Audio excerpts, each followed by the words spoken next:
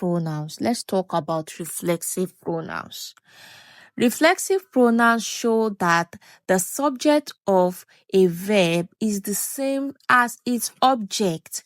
That is referring to the object. You understand? There's no transfer of action. They can be used in other situations to add emphasis. So, in fact, in some other textbooks, you will see reflexive pronouns, you will see emphatic pronouns. They are formed the same way. Reflexive pronouns are all those pronouns that end with either self or selves. So that's it. We had self or selves to them. I want you to take note of how to form it. Let's check how to form it first. Me, it will be myself. There's nothing like myself. You will be yourself. Then we have what is called yourselves, in case you are talking about more than one person. Do you understand? I want to eat the food. Okay, you want to eat this food yourself, or you want to sew your clothes yourself. That's correct. So we have yourself, we have yourselves, which is the plural. We have herself. Please, there's nothing like herselves. Let's write these reflexive pronouns. So we have herself, but there's nothing like herselves. No, there's nothing like herself. Himself is correct, but there's nothing like himself. That's wrong. However, we have yourself and we have yourselves. This is the plural. Do you understand? It is that one that they use you to form it. We say you can be used either as singular or as plural. We have ourselves and we have themselves. So let's look at example. He cut himself while chopping vegetables. The subject pronoun is he. Are you getting it now? That's he, the person that performed the action. But we use himself. That himself is a reflexive pronoun that is showing that it is the same person that is affected by the action. Now, let's cut himself while chopping the vegetables. Do you understand? So it shows that it is this he. Let's even say we want to read Bode, cut himself. So that means the person that Bode cut himself, it is still the same person that is affected by the action. The person that performed the action is still the same person affected by the action. But let's say, for instance, Bode cut the baby while chopping, maybe cut the baby's hand while chopping the vegetables. Are you getting it now? In this situation now, the person that is affected by the action is different from the person that performed the action. Do you understand what I am saying? So we can say, but they caught him while chopping the vegetables. So that is how we use reflexive pronoun. When you want to say that the person that performed the action is still the same person that is affected by the action, you are going to use reflexive pronoun. The next further examples. I left myself a reminder at the meeting. Who performed the action? I. For whom? Myself. So no exchange of action. It is still myself. I'm still the one that will be reminded. You must prepare yourselves for this exam. You yourself. Sarah sees herself as a natural team leader. Is still the same person that is affected by the action. He introduced himself to other guests. So it is still the person he that goes about introducing himself to other guests. The door locks itself when you close it. It's not the person that locked it. It's the door that locks itself. We pride ourselves on our customer service. They are teaching themselves to cook. Now, the next thing we are going to be talking about will be verbs that cannot be reflexive. It is not all verbs that we can use with reflexive pronoun. There are verbs that can be followed by reflexive pronouns in other language, but in the English language, they cannot be followed by reflexive pronoun. For instance, I am really stressed. I'm really stressed. I can't relax. That's the correct thing. It is wrong to say, I'm really stressed. I can't relax myself. This is wrong. For another further examples, I will turn my music down if you can't concentrate. You don't say if you can't concentrate yourself. No. He was sick, but he's feeling better now. It's not he's feeling himself better. No. Let's meet at the cafe at 2 p.m. I get up very early every day. It's not I get up myself. No.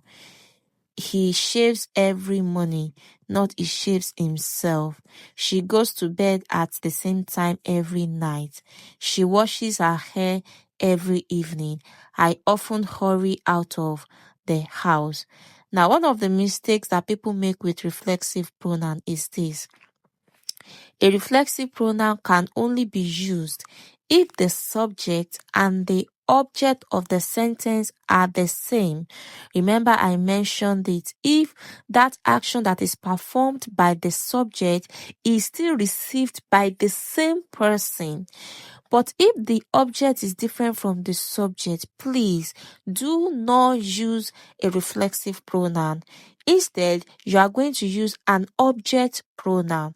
Let's take, for instance, my boss invited Joe and me to the meeting. That's correct. Do not say my boss invited myself and Joe to the meeting. No.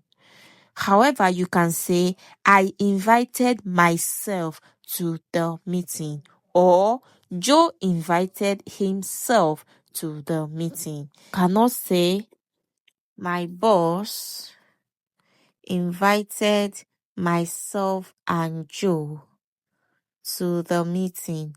No, because we already have another object that is different from the subject. You say, my boss invited Joe and me to the meeting. However, you can actually say, I invited myself to the meeting. That's also correct. It's also correct. I and myself is talking about the same person, or Joe invited himself to the meeting. This is also correct. Using reflexive pronouns for emphasis. Like I said earlier, that there are some textbooks that actually write it separately. Emphatic pronoun, reflexive pronoun. So they are formed the same way. Some reflexive pronouns are not essential to the grammar of the sentence, but can just be used to add emphasis. For instance, the company director gave the talk. This makes sense without any reflexive pronoun. But if you want to add emphasis, you can say, the company director gave the talk himself. That is, the company director gave the talk rather than getting someone else to do it. So adding that reflexive pronoun is just giving emphasis on the fact that it is the company director that did that action and not someone else. The company director himself gave the talk. The company director himself, that is the company director who is an important person, gave the what? Gave the talk. Let's look at further example. You don't have to do the dishes. I'll do it them myself. She's fixing her car herself. That is, there's nobody that is helping her. It's cheaper than taking it to the garage. The meal itself wasn't very good, but it was a great evening. The board members themselves will be at the meeting today. I do my laundry myself, but my dad does my sister's for her. I wanted us to build the furniture ourselves, but it's not going well. So the reflexive pronoun here are used for emphasis. Now, let's look at reflexive collocations. Many collocations contain reflexive pronouns. They often follow the pattern verb plus the reflexive pronouns plus preposition. For instance, she still has to familiarize yourself with the company policies. Collocation, that is, he has to be familiar with the company policy, he has to be familiar with the policies of the company. For instance, are you leaving early today? Enjoy yourself. Reflexive pronouns are often used in the imperative. Here, yourself implies that you is the subject. You know that, right? The managers don't concern themselves with, we are talking about collocation. To concern yourself with something means what? That is to put your mouth into something, to be concerned for it. Remember to behave yourselves when you are in public, that is to behave in a normal and decorum manner. Try to tear yourself away from the computer as often as possible. That is not to focus on the computer. He was sitting by himself. So by is used with a reflexive pronoun to mean alone. Now, additionally, that's 7.8.5. When two or more people or things perform the same action to the other, each other is used. So Amin and Raj look at each other. That is, Amin looked at Raj looked at Amin. Amin and Raj looked at themselves in the mirror. Now, look at the diagram there. You can see that we have two people. So that means Amin looked at herself in the mirror. Raj also looked at himself in the mirror. They gave each other presents. My cats ate each other. The children are shouting at one another. We are helping each other with our assignments. So I hope we understand that. If you have any question, drop it in the comment section, and you can also drop your review of this lesson. And do not forget to subscribe to this YouTube channel. Thank you and see you in the next lesson.